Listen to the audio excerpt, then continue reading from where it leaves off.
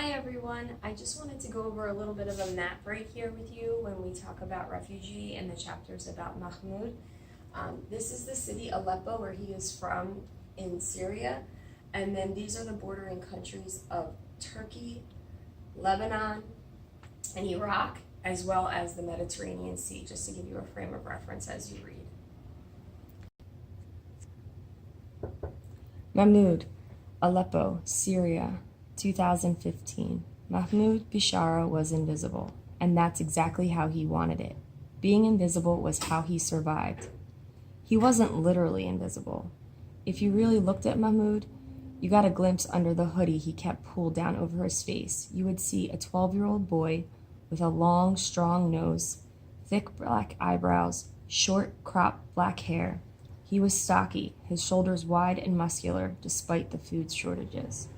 But Mahmoud did everything he could to hide his size and his face, to stay under the radar. Random death from a fighter jet's missile or a soldier's rocket launcher might come at any moment when you least expected it. To walk around getting noticed by the Syrian army or the rebels fighting them was just inviting trouble. Mahmoud sat in the middle row of desks in his classroom where the teacher wouldn't call on him. The desks were wide enough for 3 students at each, and Mahmoud sat between 2 other boys named Ahmed and Nidal. Ahmed and Nidal weren't his friends. Mahmoud didn't have any friends. It was easier to stay invisible that way. One of the teachers walked up and down the hall ringing a handbell, and Mahmoud collected his backpack and went to find his little brother Walid. Walid was 10 years old and 2 grades below Mahmoud in school. He too wore his black hair cropped short, but he looked more like their mother, with their narrower shoulders, thinner eyebrows, a flatter nose, and bigger ears.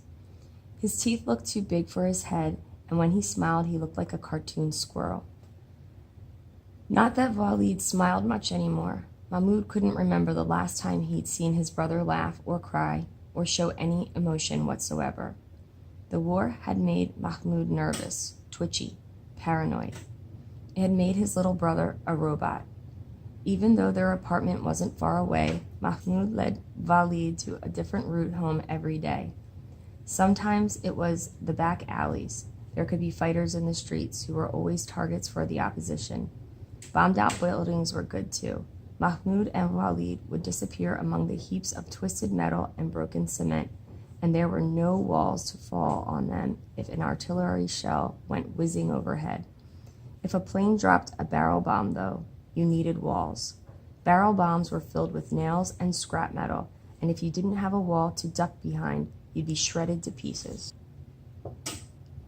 It hadn't always been this way. Just 4 years ago, their home city of Aleppo had been the biggest, brightest, most modern city in Syria, a crown jewel of the Middle East. Mahmoud remembered neon malls, glittering skyscrapers, soccer stadiums, movie theaters, museums. Aleppo had history too, a long history. The old city at the heart of Aleppo was built in the 12th century, and people had lived in the area as early as 8,000 years ago. Aleppo had been an amazing city to grow up in, until 2011 when the Arab Spring came to Syria. They didn't call it that then. Nobody knew a wave of revolutions would sweep through the Middle East, toppling governments and overthrowing dictators and starting civil wars.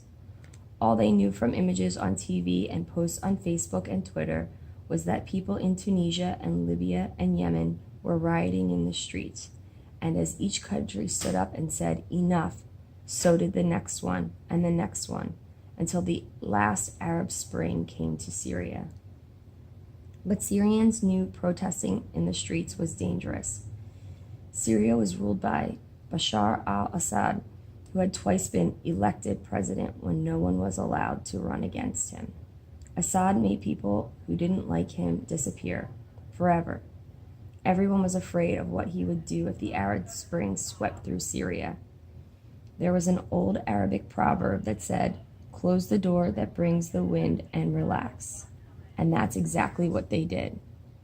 While the rest of the Middle East was rioting, Syrians stayed inside and locked their doors and waited to see what would happen. But they hadn't closed the door tight enough. A man in Damascus, the capital of Syria, was in prison for speaking out against Assad.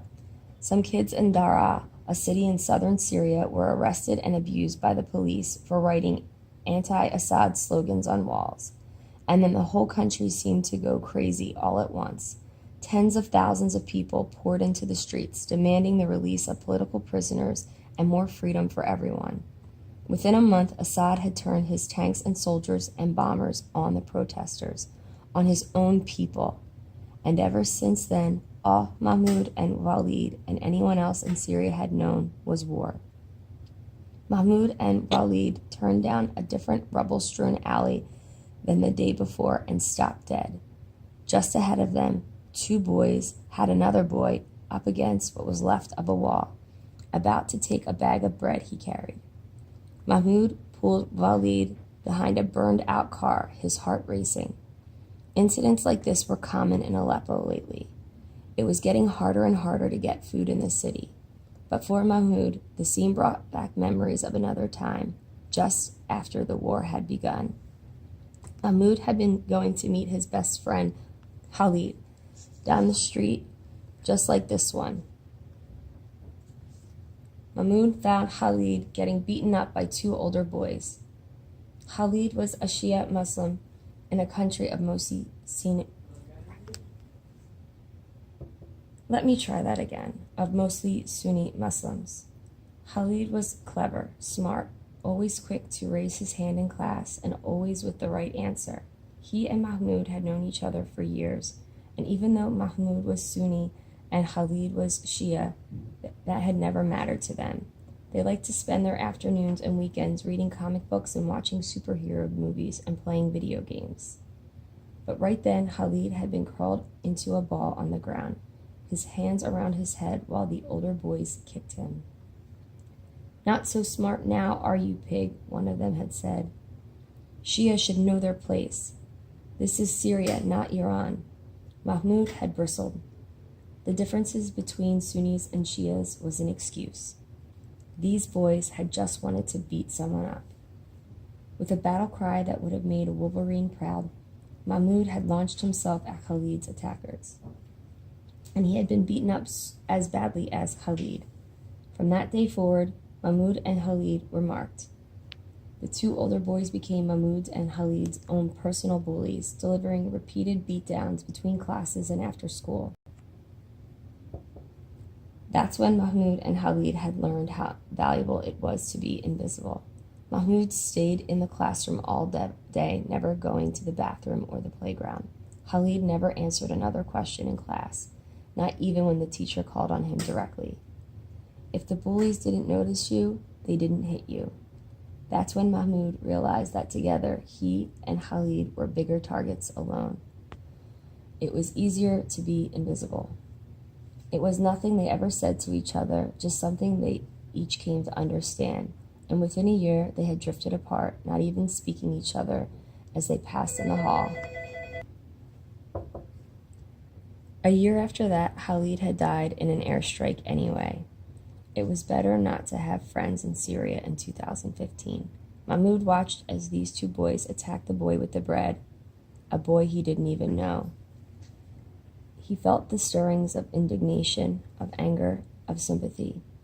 His breath came quick and deep, and his hands clenched into fists.